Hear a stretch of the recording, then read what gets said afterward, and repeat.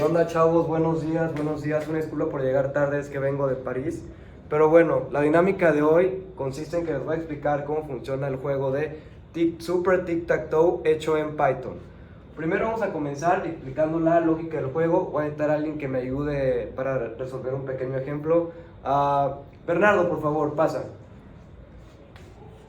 Ok, chavos, la dinámica del Super Tic-Tac-Toe es muy sencilla, es el Tic-Tac-Toe que todos conocemos, es un tablero de 3x3 o 9 celdas y adentro de cada celda hay un mini tablero exactamente igual de 9 celdas en el cual vamos a jugar también un Tic-Tac-Toe. Entonces vamos a comenzar por hacer una pequeña demostración en este pequeño tablero dentro de una celda. Yo voy a comenzar haciendo las X. Ok. Como pueden ver, aquí ya le gané a Bernardo, entonces ya que fui el ganador de esta celda, voy a colocar mi marca en grande en esta celda y vamos a eliminar, ¿me pones el borrador por favor? Y vamos a eliminar este tablero. Entonces aquí ya va a quedar mi marca de que ganaron las X. Yo, al ser el ganador del juego en esta celda, tengo derecho a escoger en qué otra celda vamos a jugar el próximo juego. Yo voy a decir que en esta. Y vamos a iniciar el juego. Y todos sabemos que voy a ganar, entonces vamos a decir que Bernardo perdió por el foul. Ya que gané 3 juegos de manera consecutiva, ya que hay 3 celdas juntas, funciona con la misma lógica que el mini tic-tac-toe, ya sea en filas, en columnas, en diagonal, pues bueno, junté mis tres tableros juntos, entonces por ende gané el juego de Super Tic-Tac-Toe. Bueno, ahora, primero que nada, ¿algún voluntario o alguien tiene alguna idea de cómo funciona la jerarquía del juego? A ver, Bernardo. Pues bueno, como tenemos juegos chiquitos dentro de un juego más grande, pues significa que podemos replicar la misma lógica de un juego chiquito para todo el código. Entonces, esto es ideal para usar clases en Python. ¿Pero qué es una clase? Una clase no es más que un tipo de dato personalizado donde tú puedes definir tus propios métodos y propiedades para después usarlas para desarrollar la lógica, en este caso, del Super Tic-Tac-Toe. Entonces, para hacer el juego, nosotros vamos a definir 3 archivos.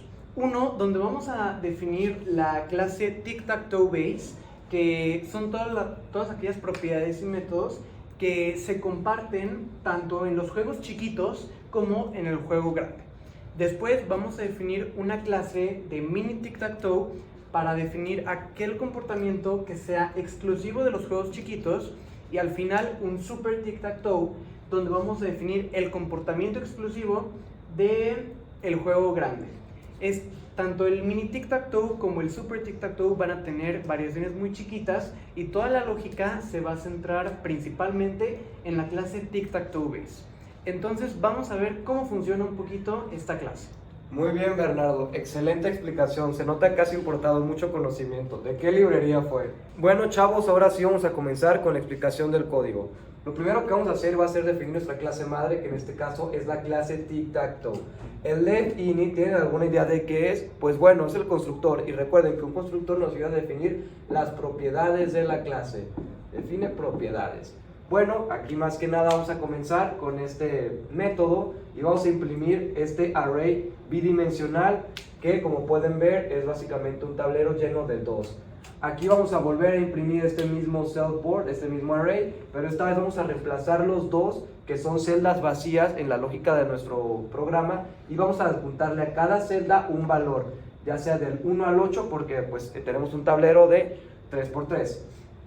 Ok, aquí es donde vamos a checar si hay un ganador, quién es el ganador, y cuando se acabe el juego, pues terminarlo, para que no sea un loop repetitivo en que haya un ganador ya. Ahora podemos irnos a este segundo método, en el que lo primero que vamos a hacer va a ser imprimir el board, que esto no es más que un string con celdas, ¿no? Y vamos un poquito más para abajo, vamos a mapear el tablero. Lo primero que tenemos es un board list, que es una lista, que es un board, perdón, que es una lista vacía en la cual vamos a guardar el valor de las celdas. Lo primero que tenemos aquí es el método .flatten. Eso ya lo hemos visto en clase, no sé si recuerdan, y es para convertir nuestro arreglo bidimensional en un arreglo lineal. Es decir, vamos a checar cada valor uno por uno dentro del arreglo, pero solamente de forma lineal. Ahora, Vamos a definir el rango de 0 a 9, tenemos 9 casillas, eso está definido. Y bueno, aquí en este caso vamos a hacer una comparación. Si nuestro tablero tiene una celda con un 2, vamos a imprimir el string.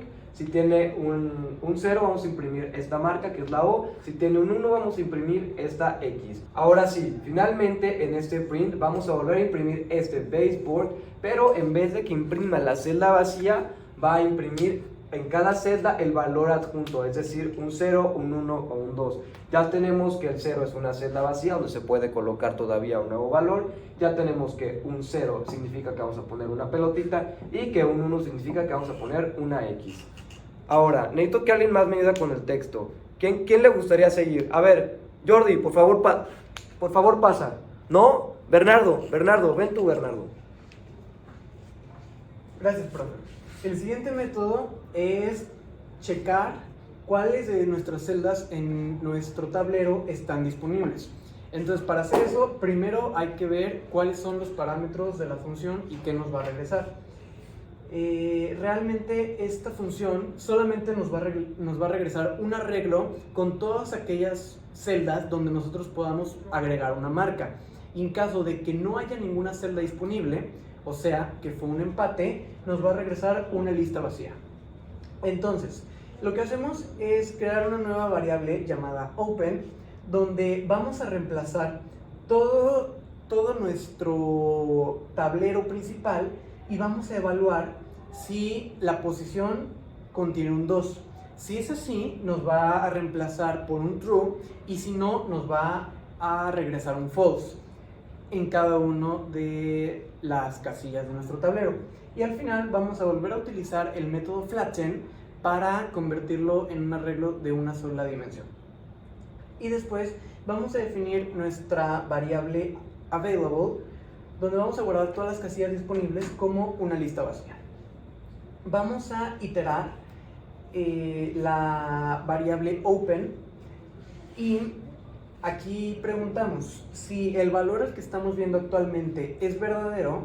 Entonces se lo vamos a agregar, le vamos a agregar la posición de la celda a nuestro arreglo available, y de lo contrario no vamos a hacer nada y solamente vamos a regresar el valor de la lista available, ya sea con los números del 0 al 8, con ciertos números del 0 al 8 o una lista vacía. Bueno, ahora necesito un alumno que por favor pase y explique cómo pedirle al usuario una posición e imprimir la marca posteriormente. A ver, no sé. Mateo, ¿qué? ¿Cómo que no ha llegado? A ver, Jordi, ¿tampoco? A ver, ¿alguien? Yo, profe, perdón, no puede venir porque estoy enfermo, pero yo voy a explicar las siguientes funciones. Voy a compartir pantalla. Ok, la función addMark. Básicamente esta función tiene dos argumentos, player y position. Player es o 0 o 1 y position pues va del 0 al 8, que es el grid del tic-tac-toe. Ahora, la función empwhere es una función de NumPy, de la librería NumPy, y va a checar si la condición de adentro es falsa o verdadera. Aquí estamos checando en cualquier posición del tablero si es la misma que la posición que va a poner el jugador 0 o el jugador 1.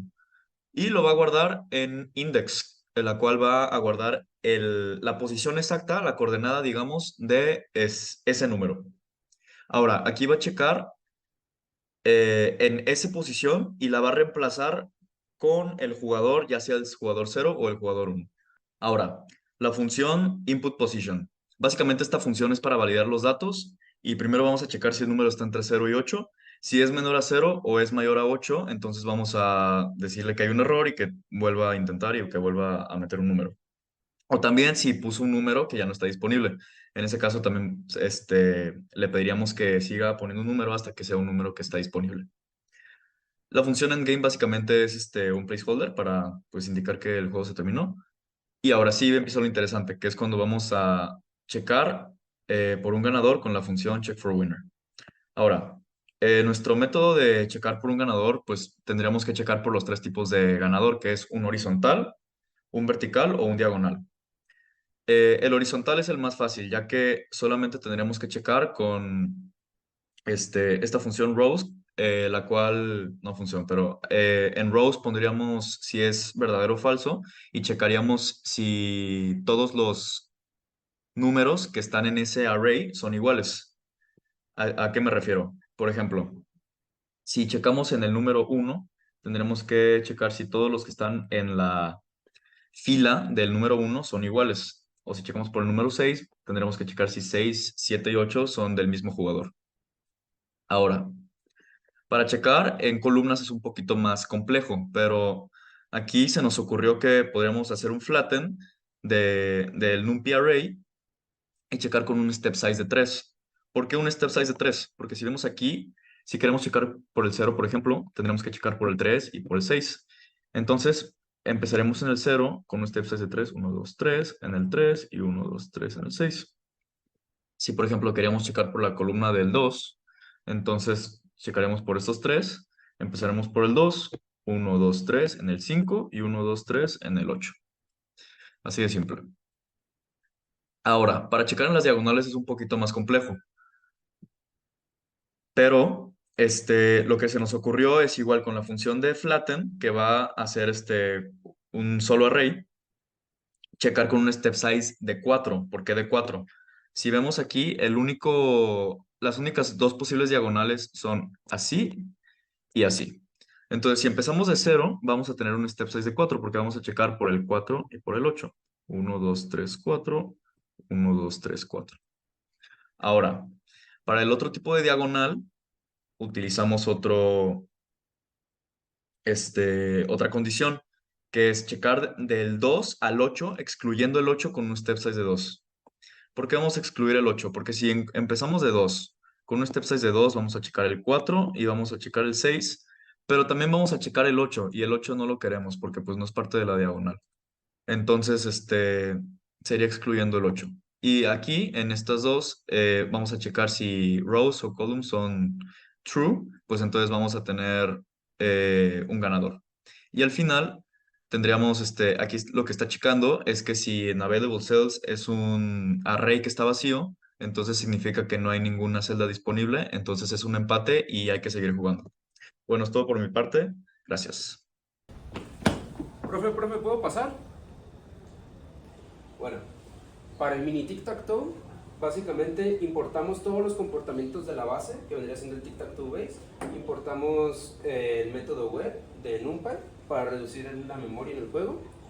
Y a su vez generamos una nueva clase en base de los métodos y propiedades del tic-tac-toe base.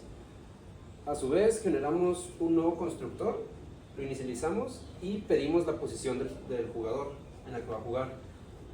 Por otro lado, también inicializamos de nuevo el constructor pasado con base, como ya mencioné, de los métodos y propiedades para así evitarnos generar más memoria, y guardamos esto de manera local.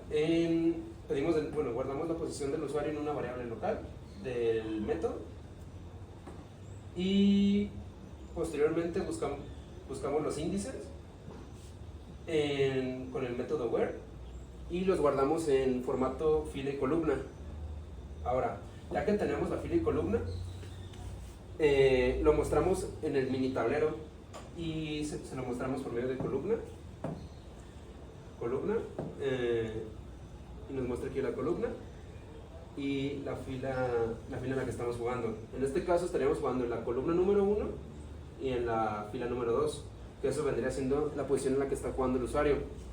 Y ya para concluir, mostramos de nuevo el tablero, y para evitarnos hacer de nuevo toda la lógica y todo lo que ya hicimos previamente, nada más llamamos el método de showboard, que lo importamos desde tic-tac-toe base, para así ya ahorrarnos todo el razonamiento lógico de cómo funciona el juego, y lo replicamos para el mini tic-tac-toe game.